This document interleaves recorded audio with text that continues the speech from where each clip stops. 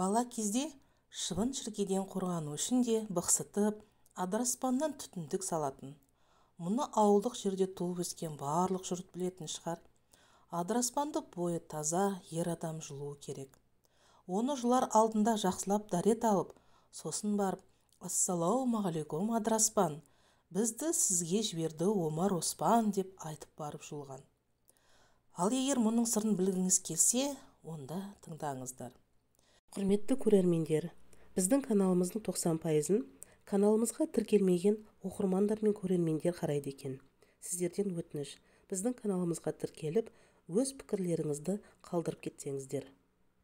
4 шадиярдың бірі Әзірет Оспан әскер бастап жорыққа шығады. Жолда бір жерге тоқтап түнейді. Түнде жаулары тыңшы жіберіп байлаулы тұрған аттарын босатып, жан жаққа шашыратып қуғанда, Әзірет Оспанның атының шылбыры бір түп адыраспанға оратылып қалған екен. Оның кісінеген даусын естіп, өзге аттардың бәрі сол араға жиналады. Оспан да серіктерін ертіп, жылқының даусы шыққан жерге келіп қараса, барлық жылқы бір жерге үйіріліп тұр екен. Оспан адыраспанды дорбасына салып алады. Сол жорықта жолы болып, жеңіспен оралып, елге келген соң Мұхаммед пайғамбарға болған жайды баяндайды. Пайғамбар бұл шөптің аты қалай деп сұрайды. Оспан мұны адыраспан деп атадым деді. Пайғамбарымыз ұлы Алла бұл шөпті себеп қылып бір апаттан сақтапты. Бұдан кейінде адыраспан менің үмбетіме игілікті қызмет етсін деп аят оқып шөпке дем салған екен. Содан бері адыраспанға емдік қасиет дарыпты. Осыған орай ел ішінде «Ассалаумағалейкум, адыраспан, атыңды қойған екен халиф Оспан, пайғамбар дуасынан нәр алған соң өзіңе келіп тұрмын жол алыстан» деген сөз қалыпты. Әрине, біздің қазақ адыраспанды киелі өсімдік деп біледі. Тіпті оны аяқ астында таптамай, ат үстінен керекті мөлшерін ғана алып ем қылған. Үйге ырыс, баға келсін деп босағаға іліп қойған. Адыраспанның киесі, қасиеті шипалығында. Адыраспан улы өсімдік. Адыраспанның сабағы, жапырағы, тіпті оның түтінінде де шипа бар. Жас келін босанғанда, сәбилер сырқаттанғанда, өкпе ауруына шалдыққан адамдарды адыраспанмен аластайтын болған. Адыраспанға қылшаны және ермен, кермек, жусан шөптерін қосып, күн батарда әдейі арналған ыдысқа өртеп, оның түтінмен емдеген. Қазақстанда адыраспанның бір-ақ түрі өседі. Биіктігі 20-60 см. Гүлдену мерзімі мамырдың аяғы мен маусым айында. Шілде айында жемісі тола бастайды. Халық емшілері құяңмен ауырғанда адыраспанның жапырағымен булауды ұсынады. Көп жағдайларда булау жасап, ісіктерге де басады. Әртүрлі тері ауруларына және ревматизм салдарынан сүйектер сырқырап ауырса, адыраспаннан жасалған булау табылмаста ем болып келеді. Адыраспанның ерекше қасиеті өкпе ауруына ем. Өкпе туберкулезі, демікпе, ентікпе, тағы да басқа әртүрлі өкпе ауруларына шалдыққанда адыраспанды пайдаланған. Көп жағдайда суық тиіп, ауру басталғанда адамның денесі мұздап қалтырап берекесі кетеді. Сол кезде адыраспанның қайнатпасын ішсе, ауруды жеңілдеткен. Тер шығару мен несеп айдау адыраспанның ерекше қасиетінің бірі. Безгек ұстағанда да көп адамға ем болған. Адыраспанның тал ауруға, қабынуға қарсы қабілетінің пайдаланып, бала көтермеген әйелдерді де емдеген.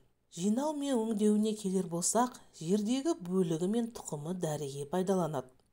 Жер үстіндегі бөлігін жазда немесе күзде жинап, жаз күйінде немесе кептіріп турап жасайды. Ал тұқымы піскенде жинайды.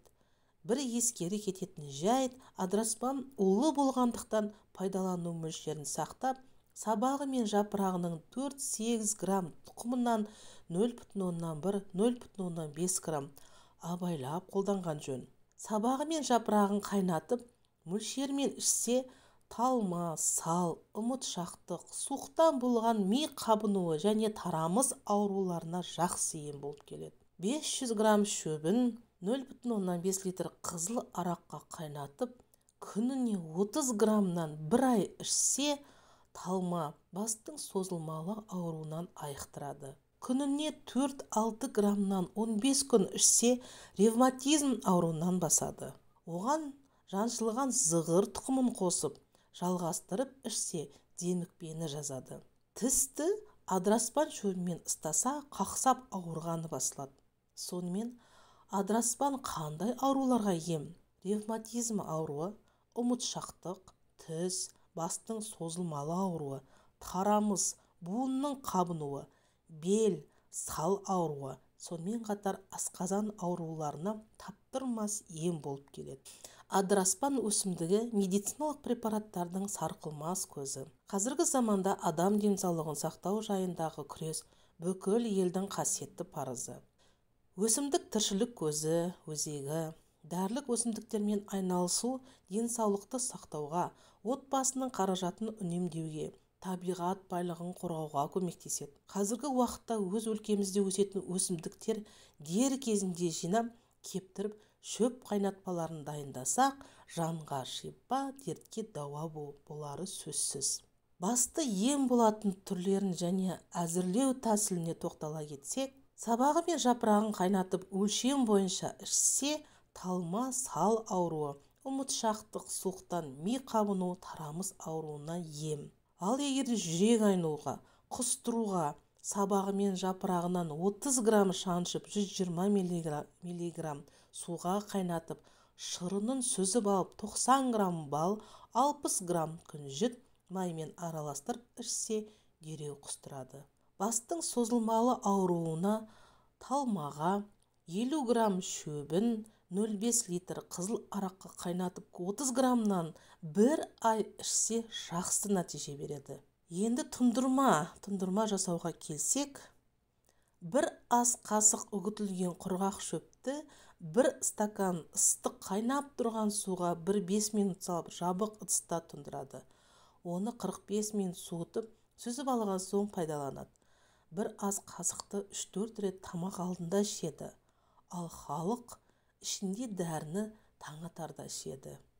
Ал қайнатпа жасауға келетін болсақ, 1 ас қасық үгітілген құрғақ шөпті 1 стакан салқын суға 1-3 сағат ұстап, сонан соң шамал отқа 30 минут жабық сырлы ыдыста бұқтырып қайнатады. 10 минут суғаннан кейін дәке арқылы сүзеді де 1 қасық 30 минут бұрын тамақ алдында ішеді. Адыраспан киелі өсімдік. Адыраспан өсімдігіне ерте кезде біздің ата-бабаларымыз ерекше көңіл бөлген. Бұл өсімдік киелі өсімдік деп санаған, үйдің босағасына іліп қойған. Үйді осы өсімдіктің түтінімен ыстаған.